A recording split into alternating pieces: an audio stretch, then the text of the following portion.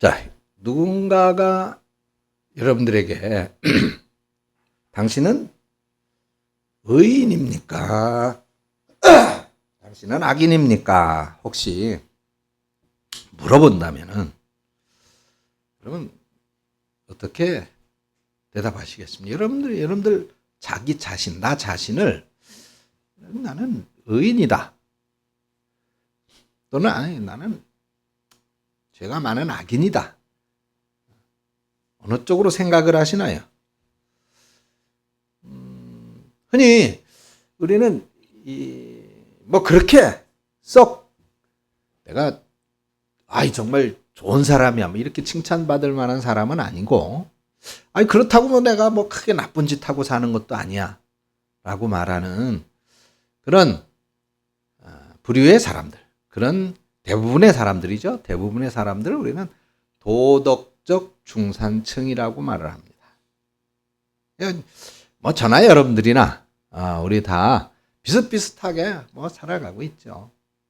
그런 분들을 도덕적 중산층이라고 말을 한다. 그렇게 나쁜 것도 아니고, 뭐 그냥 남의 가슴에 피눈물 나게 하고 또 뭐 이렇게 욕 먹는 삶도 아니고 그런 삶입니다. 그래서 중간지대에 속해 있다는 거예요. 다른 사람을 뭐 위하기도 합니다. 다른 사람을 받들어 섬겨주기도 하고 밥도 한 번씩 사고 또 선물도 한 번씩 사고. 근데 반면 이기적인 면도 있죠. 내 자존심이 상하게 되면 바락 하고 화를 참지 못하는 그런 경우도 있습니다. 착한 면도 있고 못된 면도 있고 그냥 그런 가운데 어울리면서 둥글둥글 살아가는 거예요. 중간층의 사람들, 도덕적 중산층이라고 말합니다. 그럼 성경은 우리들을 인간들을 어떻게 구분을 할까? 성경에서 말하는 의인과 악인의 기준이 무엇일까? 그것은 사람들이 세워놓은 어떤 도덕적인 기준이나 또는 정치적인 입장을 따라서 구별되어지는 것이 결코 아닙니다. 성경은 말하기를 하나님 앞에서를 강조하거든요. 하나님 앞에서 네가 의인이냐? 하나님 앞에서 내가 악인이냐? 죄인이냐라고 하는 것입니다. 그래서 거룩하고 의로우신 하나님 앞에서 의롭다함을 받은 사람들만이 의인이라고 불리고, 이 거룩하신 하나님 앞에서 죄 문제를 해결하지 못한 사람, 해결하지 않은 사람을 죄인이라고, 악인이라고 부르는 것입니다. 우리는 그냥 우리 주변의 모든 사람들, 대부분의 사람들은 다 인간적인 도덕적 기준, 사회적인 윤리의 기준으로 본다면 악인이라고 말할 수 없을 거예요. 다 대부분의 사람들이 도덕적 중산층에 살면서 나에게 주어진 책임을 다하면서 열심히 살아가고 있지 않습니까? 근데 그 대부분의 사람들이 하나님 앞에서 결코 의인이라고 할 수는 없다는 것입니다. 왜 그럴까요? 바로 우리 스스로 해결할 수 없는 죄 때문이죠. 인간은 아담의 그 첫 번째 범죄로부터 함께 타락을 했고, 그리고 부패했기 때문에 모든 인간들은 결국은 죄인입니다. 하나님 앞에서 죄인인 것이죠. 사회적인 죄인을 말하는 것은 아닙니다. 자, 바울은 오늘 본문 로마서 2장을 시작하면서 자신을 죄인이라고 여기지 않는 사람들, 그들이 누구였느냐 하면 유대인들이거든요. 그래서 그 유대인들을 염두에 두고 경고를 하고 있죠. 그러므로 남을 판단하는 사람아, 물론 누구든지 내가 핑계치 못할 것은 남을 판단하는 것으로 내가 너를 정죄하는 것이다. 왜냐하면 판단하는 내가 똑같은 일을 하고 있지 않느냐라고 말하고 있습니다. 이 유대인들은 자신들이 특별한 선민이라고 생각했거든요. 자신들은 특별한 사람들이다. 이방인들보다 도덕적으로 아주 높은 위치에, 거룩한 위치에 있다고 생각을 했어요. 왜냐하면 그들은 하나님의 백성이고 율법도 가지고 있고 또 할례도 받았고 우상숭배도 하지 않고 동성애에도 빠지지 않고 자신들은 성결하고 거룩하다, 그렇게 주장을 했습니다.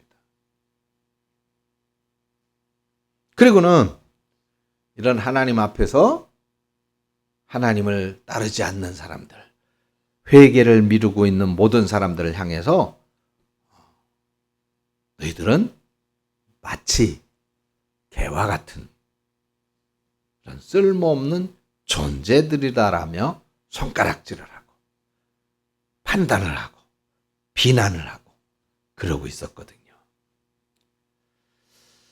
그래서 바울은 그렇게 말하면서 이 죄인 된 것을 부정하고 죄를 회개하지 않는 그 사람들을 향해서, 그리고 다른 사람을 향해서만 늘 손가락질하고 있는 그 사람들을 향해서 바울이 경고하는 거예요. 다른 사람을 판단함으로써 동시에 너는 너 자신을 판단하는 것이다. 너도 똑같은 짓을 하고 있지 않느냐라고 말하고 있단 말이죠. 그 정도의 차이는 있지만은 하나님을 앞을 떠난 모든 사람들은 다 똑같은 죄인인 거예요. 한 가지의 죄가 있건 10가지의 죄가 있건 100가지의 죄가 있건 모두가 동일하게 죄인인 것이죠. 거룩하신 하나님 앞에서는 그 한 가지의 죄일지라도 그냥 너는 하나밖에 없어? 그럼 그냥 넘어가 줄게, 이렇게 되어질 수가 없다는 것입니다. 그래서 바울은 지금 모든 사람들에게 이렇게 보편적인 죄, 그리고 모든 사람에게 있는 이 악의 문제, 보편적 악의 문제에 대해서 이야기하고 있습니다. 그 죄는 해결하지 않으면 하나님 앞에 설 수 없다. 왜냐하면 하나님은 우리들의 마음속에 숨은 생각까지도 살피시는 분이라는 거예요. 그러면서 그 마음은 예레미야서 17장 9절을 보니까 거짓되고 심히 부패한 것이다. 그것이 바로 사람의 마음이라는 것입니다.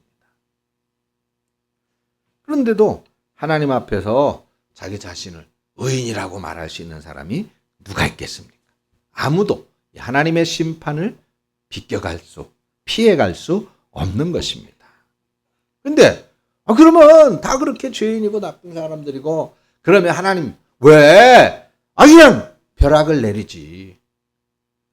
심판, 뭐 잘못할 때마다 회초리 한 대씩 하나님이, 예를 들어서 회초리 한 대씩 때리시면 누가 죄를 짓겠습니까? 그렇지 않겠어요? 근데 성경은 그것은 바로 하나님의 인자하심 때문이다. 4절에 그렇게 말씀하고 있죠. 하나님의 인자하심 때문이다. 즉 죄를 뉘우치고 회개하고 하나님께로 돌아오기를 기다리고 계시기 때문이다. 그 기다림이 언제까지냐? 오래 참입니다. 오래 참. 그래서 4절 5절에 뭐라고 말씀하고 있습니까? 하나님 앞에서 자신이 죄 있는 것을 인정하지 않고 회개하지 않는 사람이 있다면 그는 하나님의 인자하심과 용서하심과 같이 길이 참으심의 풍성함을 멸시하는 것이요 장차 임할 하나님의 진노를 쌓아놓고 있는 사람이다. 돌아오지 않으면, 하나님 앞에서 죄 문제를 해결하지 않으면 그런 바로 이런 사람이 되고, 그래서 이런 사람은 6절에 뭐라 그랬어요? 심판을 피할 수 없게 될 것이다. 이게 하나님의 심판의 원칙인 것이 원칙. 반면에 선을 행하는 사람에게는 어떻게 한다 그랬어요? 7절에 보니까 영생으로 갚아주신다. 그러면 선을 행하는 사람은 어떤, 하나님 앞에서 거룩하고 이롭게 진짜 죄악의 부끄러움이 하나도 없이 완전 순결 순백한 그런 사람일까요? 그런 사람이 어디 있어요? 그런 사람은 없죠. 하나님의 계명에 완벽하게 순종해서 완전히 선을 행할 수 있는 사람은 아무도 없다고 그랬어요. 그런데 완전하게 선을 행하는 자에게는 영광과 존귀와 평강을 더하실 것이라 10절에 그랬는데, 완전하게 선을 행하는 사람이 도저히 있을 수 없는데 하나님은 어떻게 그렇게 하실 수가 있느냐? 어떻게? 우리 다 잘 알고 있죠. 죄의 문제를 해결할 수 있는 유일한 길은 오직 예수 그리스도입니다. 그분의 피지요. 우리 스스로는 우리 스스로의 죄 문제를 해결할 수 없어요. 그러니까 하나님만이 해결해 주셔야 돼요. 하나님만. 그 하나님이 해결해 주시기 위해서 선택한 방법은 바로 자신이 직접 세상에 오셔서 인간들의 죄를 용서해 주시는 행위를 하는 것입니다. 그 용서해 주시는 행위가 바로 십자가의 죽으심이었죠. 그런데 하나님이 그렇게 죽으심으로 끝나면 소망이 없잖아요. 그거는 절망이지요. 좌절이죠. 그래서 끝날 수 없으니까 다시 산 것이에요. 그것이 부활이죠. 부활.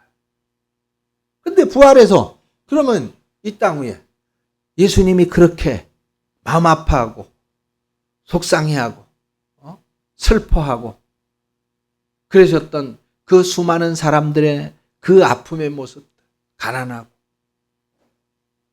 병들고 죽고 그러는 이 세상의 모습에 부활하신 다음에도 그대로 머물고 계셨다면 역시 소망이 되어질 수가 없을 것이에요. 그래서 예수님은 승천하신 것입니다. 하나님의 나라에, 천국에 우리들의 거처를 마련하기 위하여 가신다고 했어요. 그래서 모든 것이 다 기한이 차고 때가 되어지면 다시 오실 것이다. 그러면 그 천국을 누구를 위해서 준비하시고 기한과 때를 기다리시는 겁니까? 어떤 사람들? 금방 말씀드린 것처럼 바로 하나님 앞에 설 수 있는 자격이 있는 사람들, 그 하나님 앞에 설 수 있는 자격이 있는 사람들은 어떤 사람들이에요? 아니, 하나님이 그 우리 스스로가 할 수 없었던 죄의 문제를 해결해 주시기 위하여 행하셨던 그 일, 예수 그리스도의 십자가의 죽으심과 부활과 승천을 믿는 그 사람들. 그 사람들을 위하여 그렇게 기다리고 계시는 거예요. 준비하고 계시는 거예요. 그래서 하나님의 모든 섭리의 과정 속에 오늘 우리는 있는 것이다 말이죠. 그러면 우리가 그러면 어떻게 해서 그렇게 완벽한 선을 행하는 사람, 하나님 앞에 서기에 합당한 선한 사람이 되어질 수가 있느냐? 아까 하나님이 행하신 그 십자가의 모든 사건을 그대로 믿는 것이다. 그럼 믿으면 되는 겁니까? 믿으면 되는 건가요? 되는 겁니다. 왜? 하나님이 그렇게 인정하시기로 약속하셨기 때문이에요. 하나님이 그렇게 하겠다. 자, 하나님이 율법을 주신 이유는 뭐예요? 율법. 야, 봐라. 내가 율법을 줬지? 그러니까 쉽게 얘기해서 법을 줬지? 그러면 이 법대로 하면 너희들 중에 살아남을 사람이 누가 있겠어? 하나님의 심판을 피할 사람이 누가 있겠어? 아무도 없잖아. 그렇죠. 다 죄인이니까. 그래서 율법은 우리들의 죄를 지적하면서 우리는 죄인이야, 너는 죄인이야 라고 우리를 심판하는 것이고, 그리고 복음은 즉 예수 그리스도의 하나님의 행하신 이 일은 하나님을 믿는 자를 구원하시는 하나님의 능력이라고 말씀하고 있잖아요. 하나님의 능력. 믿으십니까? 그래서 아이고 내가 진짜 믿는 건가? 아니 진짜 예수님이 나의 죄를 용서하시고 나의 모든 죄를 씻기 위하여 십자가에 죽으시고 그리고 부활하시고 그리고 내가 있을 하나님의 나라를 예비하시기 위하여 승천하셨다. 그리고 때가 되었고 기한이 차면 나를 데리러 오신다. 내가 이걸 진짜 믿는 건가? 마음에 내가 진짜 믿는 건지. 그래도 그게 그렇게 된다고 이게 진짠가? 의심이 들 때도 있고 이게 어떤 건지 확실하게 잘 몰라. 때로는. 어떤 때는 내가 믿는 것 같기도 하고 어떤 때는 또 잘 안 믿어지고. 근데 여러분 이거를 내 마음의 기준에서 보면 안 돼요. 약속을 정하신 이가 누구예요? 하나님이야. 그러면 우리를 선한 사람, 의인이라고 인정하시는 것은 내가, 내 마음이, 내 생각이 나를 너 이영근 너는 의인이야 이렇게 외친다고 해서 이렇게 믿는다고 해서 되는 게 아니라 하나님이 인정해 주시는 것이다 이 말이에요. 하나님이 그래 너 의인이야. 걱정하지 마, 염려하지 마, 의인이야. 여러분 모세가 이스라엘 백성들을 애굽에서 데리고 나갈 때 출애굽 사건이 있을 때 이스라엘에 10가지 재앙이 내렸잖아요. 아니 이스라엘이 아니라 애굽에 몇 가지 재앙이 내렸다고? 10가지. 그 중에 맨 마지막 재앙이 무엇이었었어요? 이스라엘의 모든 첫 번째 태어난 것 그것은 맏아들이죠. 우리나라에도 이제 그 장자를 좀 귀하게 여기는 그런 사상이 있습니다만은 이스라엘도 그랬거든요. 또 유대도 그렇고. 모든 그 유업이 장자를 통해서 계승되어진다. 가문이 그렇게 생각했기 때문이에요. 그 장자는 얼마나 귀중해요. 그런데 이스라엘 백성들을 내보내지 않으면 애굽의 모든 장자들이 다 죽을 것이라는 거예요. 그 밤에. 그런데 하나님이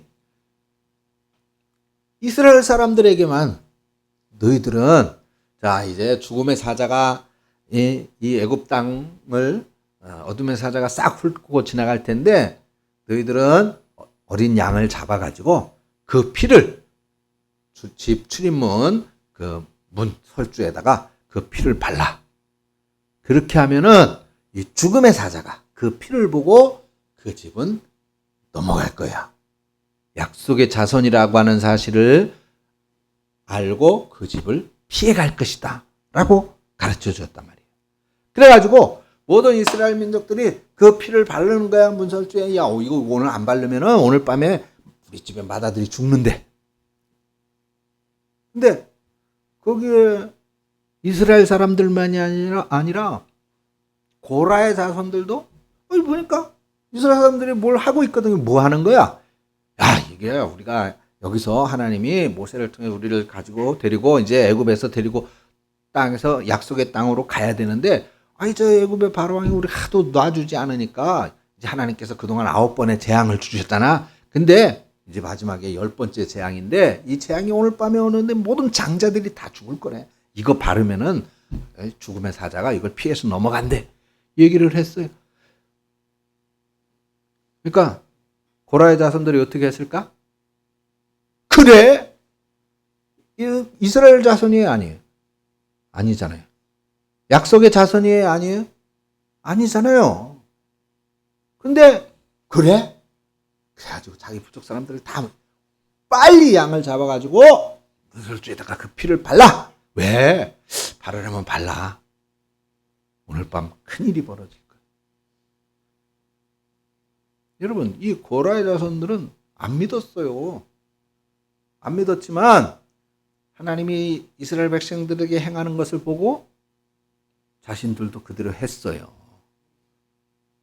이스라엘 자손 중에도 이거 피 바른다고 정말 우리 맏아들이 살아날 수 있을까? 불안과 초조에 떨었겠죠. 그런데 하나님의 약속은 뭐였어요? 어린 양의 피였단 말이죠. 그 안에서 정말 살 수 있을까? 막 주변에서 곳곳마다 집집마다 자식이 죽으니까 통곡하는 소리, 비명의 소리가 끊이질 않는데 얼마나 불안했겠어요? 얼마나 두려웠겠어요? 근데 그 내 마음은 중요한 게 아니에요. 하나님이 보시는 거는 하나님의 약속, 그리고 그 하나님의 약속 안에 있느냐라고 하는 겁니다. 그것이 하나님의 능력이라는 거예요. 내 능력이 아니라. 여러분, 내가 의롭고 내가 거룩하고 내가 선할 수 있는 것은 결단코 아닙니다. 그러므로 우리는 그 하나님의 능력을 의지해서 그리스도 안에 있으면 됩니다. 그리스도 안에 있으면 우리 마음의 모든 아픔과 상처의 치료 방법이 있습니다. 하나님은 우리를 오늘도 오래 참고 계시는 거예요.